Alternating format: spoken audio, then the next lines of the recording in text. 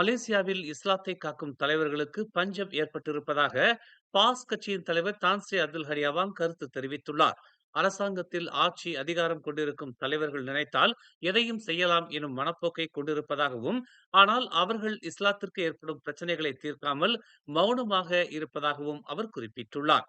தகுதியற்ற நபர்களிடம் அதிகாரங்களை ஒப்படைக்கும் போது மத கொள்கைகள் புறக்கணிக்கப்படும் என்றும், கொடுத்த வாக்குறுதிகளை நிறைவேற்றாமல் மெத்தனமாக இருக்கும் அரசியல்வாதிகள் துரோகிகள் என்றும் மக்கள் அடையாளம் கண்டுகொள்ள வேண்டும் என்றும் அவர் தெரிவித்தார். தலைமைத்துவம் என்பது இஸ்லாத்தை பின்பற்றியதாக மட்டுமே இருக்க வேண்டும் என்பதில் பாஸ் கட்சி உறுதியாக இருப்பதாக தான் ஸ்ரீ அப்துல் ஹரி அவாங் தெரிவித்தார்.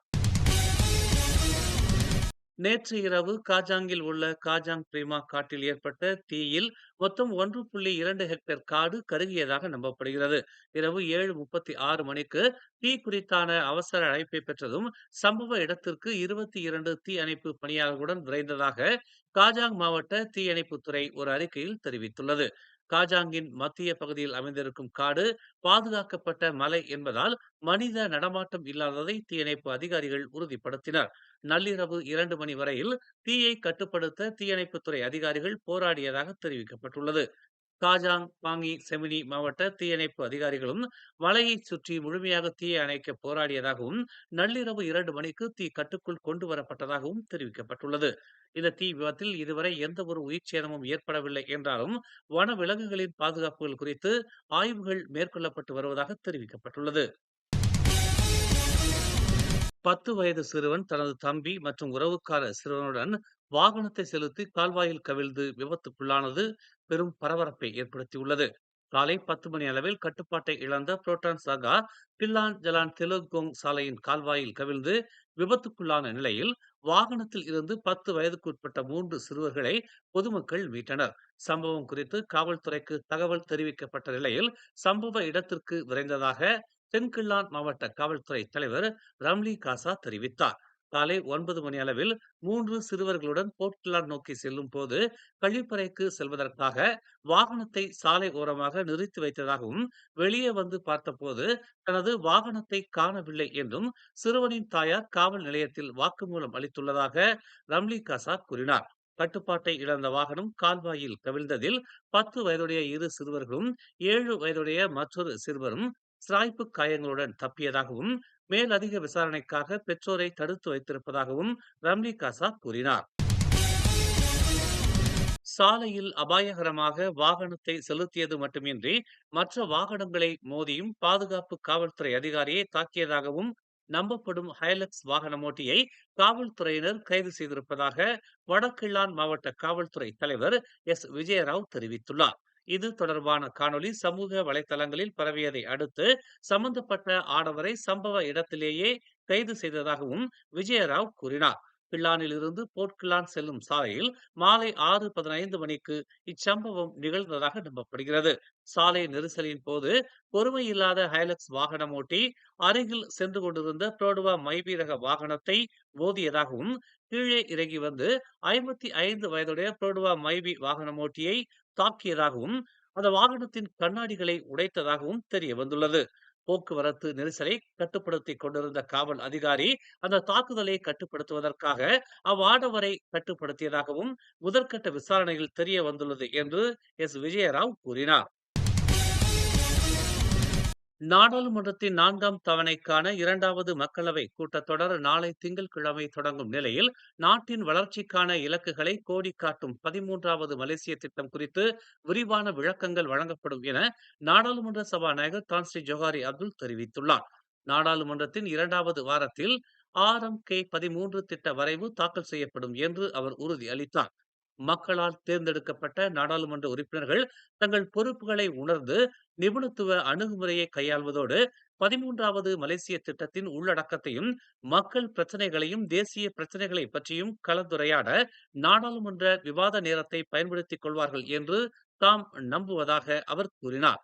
விவாதங்களை நடத்த சரியான இடம் நாடாளுமன்றம் என்பதை தாம் நம்புவதாகவும், மக்களின் பிரதிநிதிகளான நாடாளுமன்ற உறுப்பினர்கள் நேர்மையான விவாதங்களை முன்னெடுக்க வேண்டும் என்றும் தான் ஸ்ரீ ஜொஹாரி அப்துல் கேட்டுக்கொண்டார்.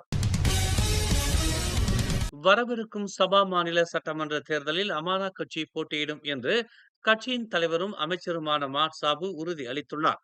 பகத்தன் ஹரப்பான் தலைமையிலான கூட்டணியில் அமானா கட்சி 5 சட்டமன்றங்களில் போட்டியிடும் என்றும், போட்டியிடவிருக்கும் சட்டமன்றங்களை அமானா கட்சியின் தலைமை அடையாளம் கண்டிருப்பதாகவும் அவர் கூறினார். சபாவில் குறிப்பிடத்தக்க வளர்ச்சியை அமானா கட்சி பதிவு செய்திருப்பதை அவர் நினைவூட்டினார்.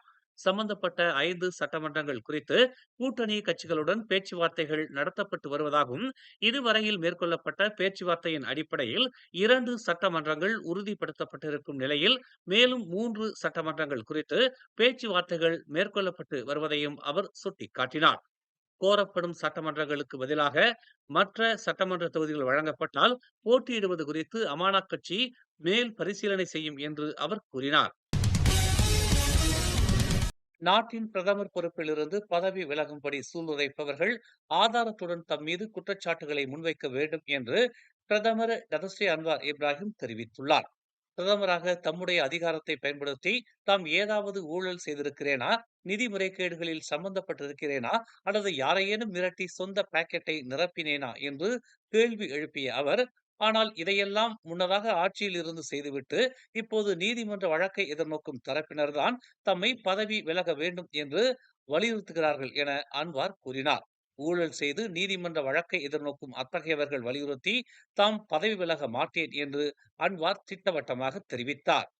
தம்முடைய பிரதமர் பதவி காலத்தின் கடந்த 3 ஆண்டுகளில் அரசாங்கத்தின் எந்த ஒரு திட்டமும் முறையாகவும் வெளிப்படையாகவும் குத்தகையின் அடிப்படையிலும் வழங்கப்படுவதை அன்வார் சுட்டிக்காட்டினார்.